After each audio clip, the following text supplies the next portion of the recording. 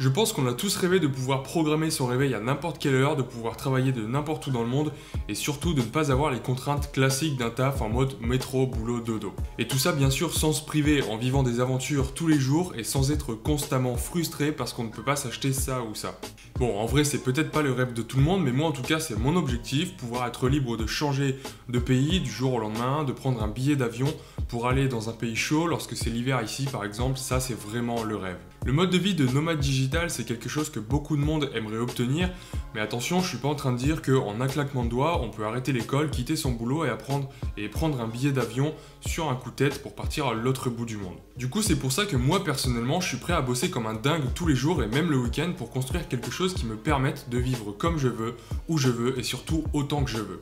Et peut-être que vous êtes dans la même situation, un peu frustré de ne pas pouvoir vivre toutes les expériences qui vous excitent, peut-être par manque de temps, à cause d'un diplôme que vous êtes en train d'obtenir ou à cause d'un boulot que vous êtes obligé de garder pour nourrir vos enfants ou vous nourrir vous-même. Alors attention, on s'enflamme pas, dans cette vidéo, je vais pas donner des secrets miracles pour devenir millionnaire d'ici la fin de semaine. Mais le but de cette vidéo, c'est de vous partager 5 moyens de gagner de l'argent avec vos connaissances en programmation. Parce que je suppose que si vous regardez cette vidéo et que vous me suivez sur cette chaîne YouTube, c'est probablement que vous touchez un peu au monde de la programmation. D'ailleurs, si c'est un monde qui est complètement mystérieux pour vous, pas de panique, j'ai plein d'autres vidéos sur cette chaîne qui vous permettront de décortiquer ce monde de la programmation et de voir un peu comment est-ce qu'on peut apprendre à coder. Dans ces 5 méthodes pour gagner de l'argent, il y en a qui sont connues, il y en a qui sont moins connues, il y en a qui sont rapides, d'autres sur le long terme, mais restez bien jusqu'au bout de cette vidéo parce que les 2-3 dernières que je vais vous partager sont un peu moins connues du grand public. Bref, sans plus attendre, on passe tout de suite à la première façon de gagner de l'argent avec un ordinateur, un cerveau et un canapé. Ou un Mac, comme tu veux, mais moi j'ai pas encore cette chance-là. Pour moi, la manière la plus simple et la plus efficace de gagner de l'argent, c'est de proposer ses services de développeur à des clients, que ce soit des particuliers ou des entreprises. En gros, à partir du moment où vous savez développer un site web, une application ou un petit logiciel qui peut servir à quelqu'un qui gère ou qui crée un business, vous pouvez monétiser vos compétences. L'avantage de cette méthode, c'est qu'elle est très couramment utilisée. C'est même le moyen le plus courant de gagner de l'argent quand on est développeur et qu'on veut être son propre boss. Du coup, c'est assez facile de trouver des conseils, des personnes pour nous guider et de se lancer assez rapidement. L'autre avantage, c'est qu'il ne faut pas forcément être un expert dans son domaine pour gagner ses premiers euros. Un site statique, par exemple, sans vraiment de logique derrière, peut être vendu pour quelques centaines d'euros. Et c'est vraiment la première chose qu'on apprend quand on se penche sur le développement web. Alors attention, je suis pas en train de dire qu'en regardant 1 heure de vidéo YouTube sur comment apprendre à coder son premier site web, on peut gagner des milliers d'euros. Bien sûr que si vous n'avez aucune connaissance en développement, ça peut prendre entre quelques semaines et quelques mois pour vraiment maîtriser le code, mais c'est pas non plus quelque chose d'insurmontable. Je parle de web ici parce que c'est ce qui est peut-être le plus demandé. C'est clair que le boulanger du coin, il a avant tout besoin d'un site web et non pas d'une application pour commander et se faire livrer ses petits pains ou un logiciel de gestion. Mais vous pouvez très bien monétiser vos compétences dans d'autres domaines, donc les applications mobiles ou encore les algorithmes de machine learning si c'est quelque chose que vous maîtrisez par exemple. Par contre, bien sûr, c'est comme partout, cette méthode a forcément des inconvénients. On pourrait penser que en bossant de cette manière, en freelance et du coup en travaillant quand on veut, on est notre propre boss et que personne ne peut nous donner d'ordre. Mais en vrai, c'est tout le contraire. Dans ce cas-là, c'est le client qui est le boss parce que c'est lui qui vous rémunère et donc du coup, c'est lui qu'il faut satisfaire à tout prix.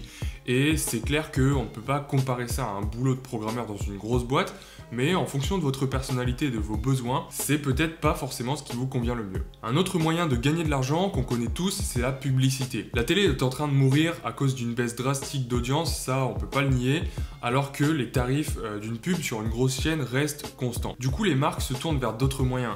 Quand on voit que nous, on passe en moyenne entre un truc comme 4 heures par jour sur notre smartphone, donc sur des applications ou des sites web, les marques ont très vite compris qu'il y avait ici une nouvelle opportunité de source de trafic bien plus intéressante que la télé. Et une méthode du coup pour gagner de l'argent qui est aussi rapide mais un peu plus difficile à mettre en place que celle qu'on vient de voir juste avant, c'est placer de la publicité dans ces applications ou ces sites web. Là encore, c'est quelque chose d'assez connu, les pubs sont omniprésentes sur les sites web, sur les applications qu'on utilise, qui ne proposent rien de payant directement et c'est comme ça qu'ils génèrent de l'argent en proposant de la pub sur leur site web. L'avantage ici, encore une fois, c'est que c'est très simple à mettre en place. Vous allez sur le site de Google AdSense en tapant sur Google AdSense et du coup on se retrouve directement sur le site de Google, donc je mets le lien dans la description, comme ça vous pouvez directement aller voir et ensuite en quelques clics vous créez votre compte et une fois votre compte configuré, vous pouvez aller chercher la documentation pour les développeurs. Encore une fois, je vais mettre ce deuxième lien dans la description.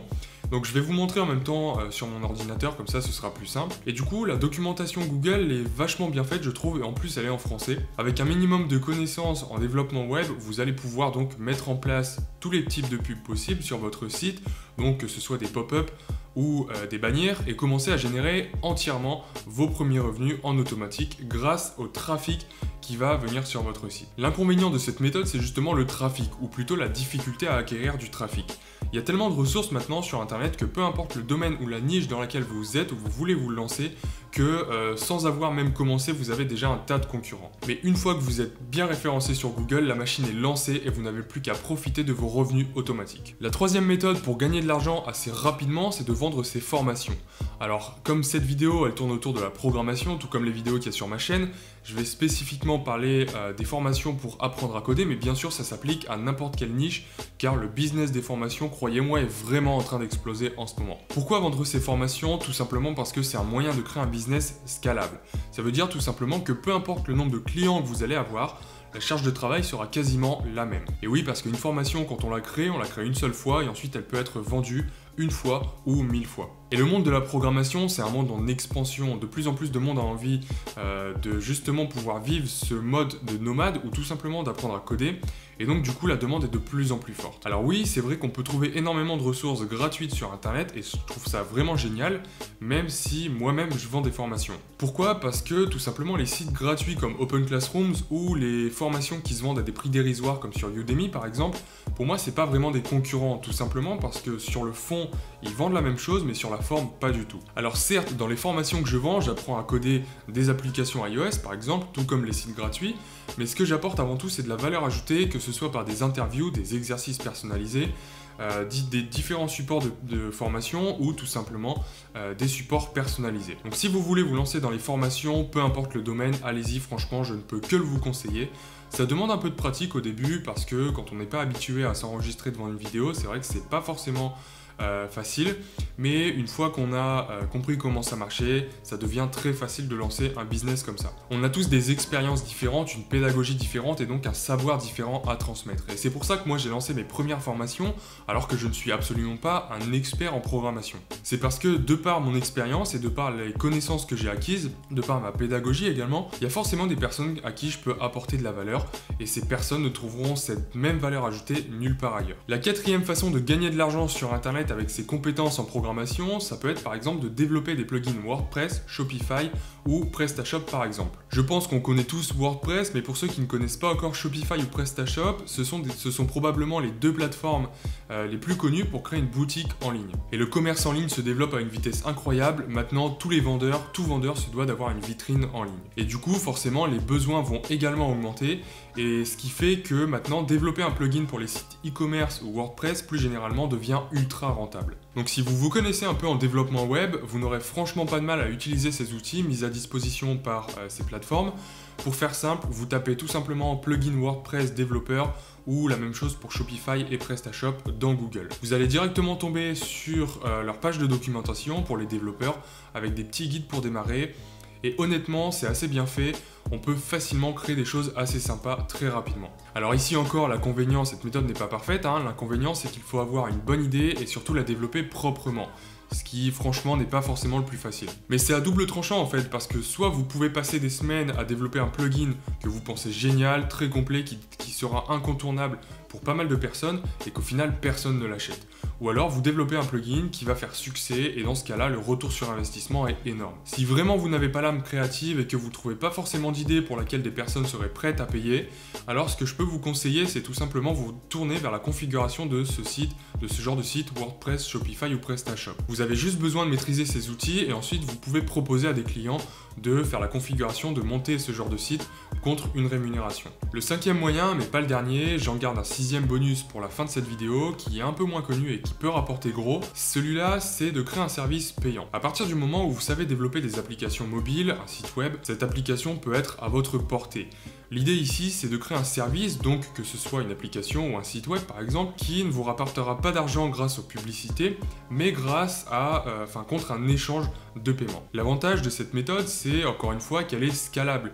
Une fois l'application application développée, elle ne demande pas plus d'entretien qu'il y ait 10 ou 10 000 utilisateurs. Du coup, on pourrait se demander quelle est la différence entre cette méthode et incorporer des pubs dans un site. L'avantage de cette méthode, c'est que vous n'avez pas besoin d'autant de trafic sur votre site. Forcément, si vous avez 1000 visiteurs par jour et que vous gagnez par exemple 1 à 2 € en publicité, c'est pas énorme. Alors qu'au contraire, 1000 nouveaux visiteurs par jour, en imaginant un taux de conversion de 1%, ça fait 10 nouveaux clients par jour. Et ça, c'est pas énorme, mais si on propose ne serait-ce un service qu'à 10 €, eh bien ça fait déjà un salaire d'ingénieur par mois. Et pour rentabiliser encore plus votre temps, ce que vous pouvez faire, c'est créer un service qui ne s'épuise pas. Ce que j'entends par là, c'est un service qui peut être utilisé régulièrement sans limite.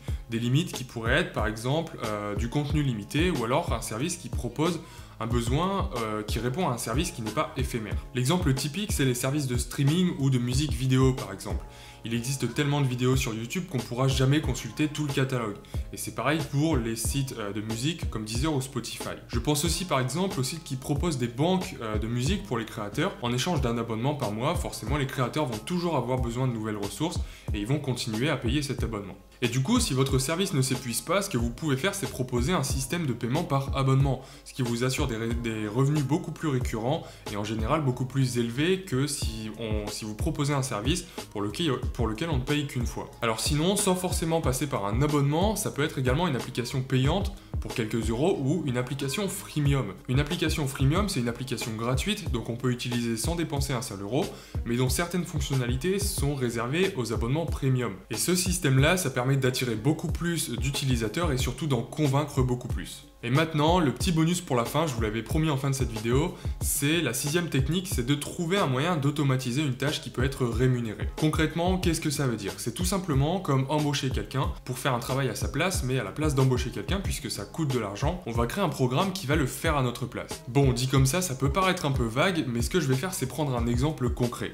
Je sais pas si vous connaissez le site Fiverr, c'est un site sur lequel on peut trouver des centaines de freelances à qui on peut déléguer un peu n'importe quelle tâche en fait, pour des prix ridicules. On peut par exemple obtenir un logo à partir de 5 €. Alors je suis d'accord que la création d'un logo c'est pas forcément facile à automatiser, mais par contre si vous arrivez à créer un programme qui, avec quelques instructions du client, peut designer un bon logo, alors là vous avez vraiment touché le jackpot. Mais bref, restons sur des trucs un peu moins créatifs parce que c'est ce qu'il y a le plus simple à automatiser. Je vais prendre un exemple concret. Pour ça, permettez-moi d'aller sur Instagram. Donc je vais vous montrer ça à l'écran. Attendez un peu, vous allez comprendre. Si on tape par exemple le mot-clé millionnaire sur Instagram, on se retrouve avec ce genre de compte. Et si on prend par exemple ce compte-là, qu'on descend un peu, qu'on scrolle un peu dans le feed, on voit que le type de publication est à peu près toujours le même.